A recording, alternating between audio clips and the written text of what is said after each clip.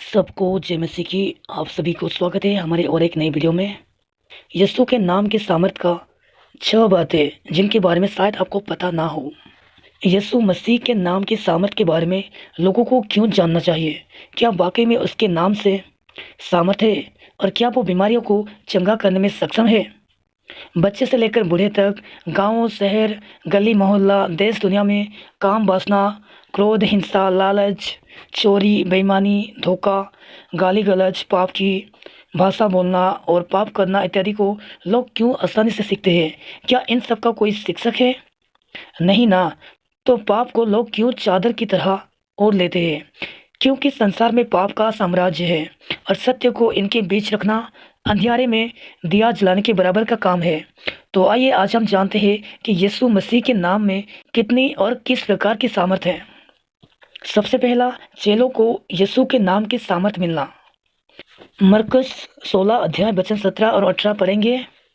और विश्वास करने वालों में ये चिन्ह होंगे कि वे मेरे नाम से दुष्ट आत्माओं को निकालेंगे, नई नई भाषा बोलेंगे, सांपों को उठा लेंगे और यदि वे प्राणनाशक वस्तु भी पी जाए तो भी उनकी कुछ हानि ना होगी।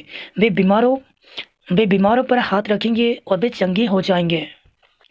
इस वचन में प्रभु यीशु के नाम के सामर्थ के बारे में जानकारी मिलती है, क्योंकि प्रभु इस वचन में चेलों को अपने नाम के सामर्थ प्रदान करते हैं। क्या कोई मनुष्य किसी मनुष्य के नाम से दुष्ट आत्माओं को निकाल सकता है? बिल्कुल नहीं। रोगियों को चंगा कर सकता है, अंधे को दृष्टि दे सकता है, लंगड़ी को चलने का या फिर मुर्दों को जिंदा कर सकता है? ये भी नहीं, क्योंकि साधारण क्योंकि साधारण मनुष्य के नाम में कुछ भी शक्ति नहीं है। परंतु यीशु प्रभु होने के नाते अपने नाम की सामर्थ्य को जानते थे, इसलिए चेलों को तथा सच्चे विश्वासियों को अपने शक्तिशाली नाम को प्रदान करते हैं। नंबर 2, यीशु के नाम की शक्ति का अनुभव। यीशु मसीह के स्वर्ग जाने से पहले ही चेलों के अलावा एक दूसरा व्यक्ति प्रभु यीशु के नाम की सामर्थ को व्यवहार करके दुष्ट आत्माओं को निकालता था। यूहन्ना ये देखकर मरकुस अध्याय 9 वचन 38 के पढ़ेंगे। तब यूहन्ना ने उससे कहा, हे गुरु, हमने एक मनुष्य को तेरे नाम से दुष्ट आत्माओं को निकालते देखा और हम उससे मना करने लगे, क्योंकि वो हमारे पीछे नहीं हो लेता था। इस वचन में आकर यीशु मसीह से कहता है कि तेरे नाम से एक मनुष्य दुष्ट आत्मा को निकालता है। इस पर यीशु उसको कहते हैं, उससे मत रखो, क्योंकि जो मेरा विरोधी नहीं वो मेरे साथ है। जब प्रभु यीशु 70 लोगों को नियुक्त करके सुसमाचार सुनाने के लिए भेजे थे तो वे आकर कहते थे, तेरे नाम के कारण दुष्ट आत्मा भी हमारे बस में है। वे अनुभव करते हैं कि यीशु के नाम में अद्भुत शक्ति है। इन सारे वचनों से पता चलता है कि यीशु के नाम में बहुत सामर्थ है। जब भी 4-5 आदमी किसी स्थान पर इकट्ठा होते हैं तो उनके मध्य ईश्वरीय विषय की बातें नहीं की जाती, बल्कि सांसारिक विषय में वस्तु की चर्चा होती है। नंबर 3, यीशु के नाम से उद्धार। मनुष्य होने के नाते हम सब पापी हैं और पापी होने के नाते हमें उद्धार चाहिए, क्योंकि प्रेरितों के काम अध्याय 2 वचन 21 के अनुसार पढ़ेंगे, और जो कोई प्रभु का नाम लेगा वही उद्धार पाएगा। ये वचन कहता है जो प्रभु का नाम लेगा वही उद्धार पाएगा। यहाँ पर सोचने वाली बात यह है कि क्या हम उद्धार पाना चाहते हैं? अगर हाँ है तो खुद को जांचना है कि हम किसकी भक्ति कर रहे हैं, प्रभु की, अपने शरीर अथवा सांसारिक विषय वस्तु की। प्रभु के नाम लेने से उद्धार मिलना यीशु के नाम की सामर्थ को दर्शाता है, इसलिए प्रभु के नाम को हर पल लेते रहना चाहिए। नंबर 4, लोग सत्य का विरोध करते हैं। मरकुस 13 अध्याय वचन 13 पढ़ेंगे। और मेरे नाम के कारण सब लोग तुमसे बैर करेंगे, पर जो अंत तक धीरज धरे रहेगा उसी का उद्धार होगा। और मत्ती अध्याय 10 वचन 22 में लिखा है, मेरे नाम के कारण सब लोग तुमसे बैर करेंगे, पर जो अंत तक धीरज धरेगा उसी का उद्धार होगा। इस वचन के द्वारा प्रभु यीशु पहले से ही लोगों को बता दिए हैं कि उनके नाम लेने से लोग बैर करेंगे। ऐसा किस लिए करते हैं? क्या प्रभु कोई गुनाह कर दिए थे? नहीं, परंतु समझने वाली बात यह है कि जो कोई भी सत्य बोलता है संसार के लोग उसका विरोध करते हैं, क्योंकि संसार सत्य को ग्रहण नहीं करता। इसका उदाहरण ये है कि जब भी 4-5 आदमी किसी स्थान पर इकट्ठा होते हैं तो उनके मध्य में ईश्वरीय विषय की बात नहीं हो जाती, बल्कि सांसारिक विषय वस्तु की चर्चा होती है। क्योंकि पर्दा के पीछे रहकर शैतान लोगों को उकसाकर यीशु के नाम की सामर्थ को दबाना चाहता है। इसलिए प्रभु यीशु कहते हैं, मेरे नाम के कारण सब लोग तुमसे बैर करेंगे, पर जो अंत तक धीरज धरे रहेगा उसी का उद्धार होगा। नंबर 5, दुष्ट आत्मा यीशु के नाम की आज्ञा को मानता है। प्रेरितों के काम अध्याय 16 वचन 16 से 18 पढ़ेंगे। जब हम प्रार्थना करने की जगह जा रहे थे तो हमें एक दासी मिली जिसमें भाभी कहने वाली आत्मा थे और भाभी कहने से अपने स्वामी के लिए बहुत कुछ कमा लेते थे। वो पौलुस के और हमारे पीछे आकर चिल्लाने लगी, ये मनुष्य परम प्रधान परमेश्वर के दास है जो हमें उद्धार के मार्ग की कथा सुनाते हैं।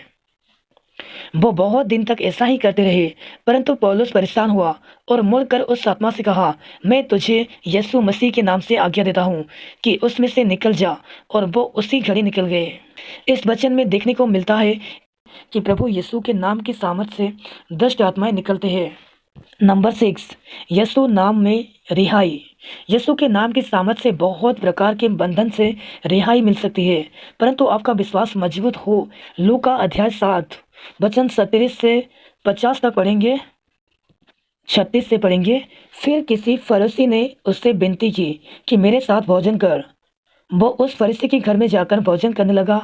भोजन करने बैठा, वहाँ उस नगर की एक पापिन स्त्री ये जानकर कि वो फरीसी के घर में भोजन करने बैठा है, संगमरमर के पात्र में इत्र लाई और उसके पाँव के पास पीछे खड़ी होकर रोती हुई उसके पाँव को आंसू से भिगाने और अपने सिर के बालों से पोंछने लगी और उसके पाँव बार बार चूमकर उन पर इत्र मला। यह देखकर वो फरीसी जिसने उसे बुलाया था अपने मन में सोचने लगा, यदि ये भविष्यद्वक्ता होता तो जान जाता कि ये जो उसे छू रही है वो कौन है और कैसी स्त्री है, क्योंकि वो तो पापिन है। यह सुन यीशु ने उसके उत्तर में कहा, हे शमौन, मुझे तुझसे कुछ कहना है। वो बोला, है गुरु, कह।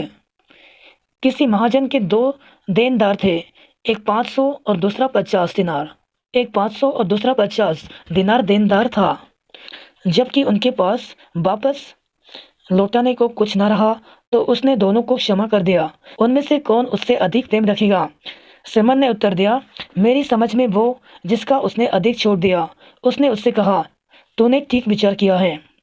और उस स्त्री की ओर फिर कर उसने सिमोन से कहा, क्या तू इस स्त्री को देखता है?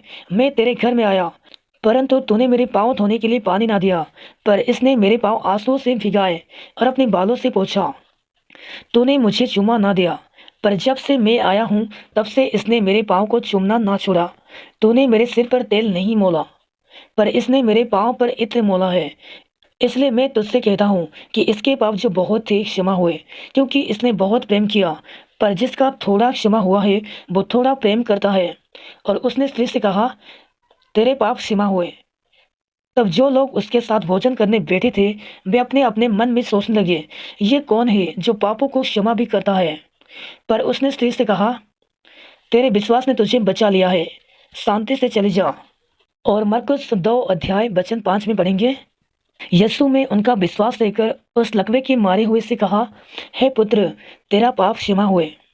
इन वचनों में यीशु पापिन स्त्री और झोले की मारे की पापी का क्षमा करते हैं, अर्थात पाप के बंधन से छुटकारा, लोगों को बीमारियों से आजाद मिलती है।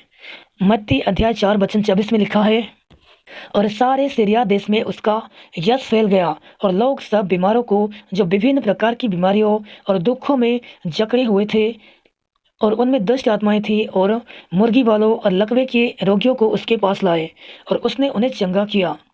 मृतकों को जीवित करके यीशु मृत्यु के बंधन से बचाते हैं। लूका अध्याय 7 वचन 11 से 15 में लिखा है, और यूहन्ना अध्याय 11 वचन 1 से 45 तक, और मरकुस अध्याय 5 वचन 21 से 43 तक लिखा है। दुष्टों का तो बंदीगृह में रहना स्वाभाविक है, परंतु ईश्वर अच्छे लोगों को बंदीगृह से भी रिहा करते हैं। इस बात का प्रमाण प्रेरितों के काम अध्याय 5 वचन 18 से 20 में लिखा है, और प्रेरितों के काम अध्याय 12 वचन 1 से 17 पढ़ लीजिए। इन वचनों में प्रभु की रिहाई के चमत्कार देखने को मिलता है। इससे पता चलता है कि यीशु के नाम की सामर्थ से रिहाई मिलती है। यीशु के नाम की सामर्थ के बारे में लिखने का कारण ये है कि प्रभु खुद चाहते हैं कि उनके सामर्थ की जानकारी सभी को पता चलना चाहिए, क्योंकि आज के लोग सत्य के बारे में जानने की बजाय अभद्र भाषा बोलना, गाली गलौज और अभद्रता का व्यवहार करने के साथ साथ खराब विषय वस्तु की खोज में लगे रहते हैं। परंतु जब भी कोई बीमारी या किसी भी प्रकार की समस्या आने पर प्रभु को पुकारने लगते हैं। प्रभु को दुकान समझकर याद करने की बजाय निरंतर सच्चाई और खराई से चलना ही बेहतर है। अगर वीडियो अच्छा लगा तो वीडियो को लाइक करें और चैनल को सब्सक्राइब करें। सबको जय मसीह की।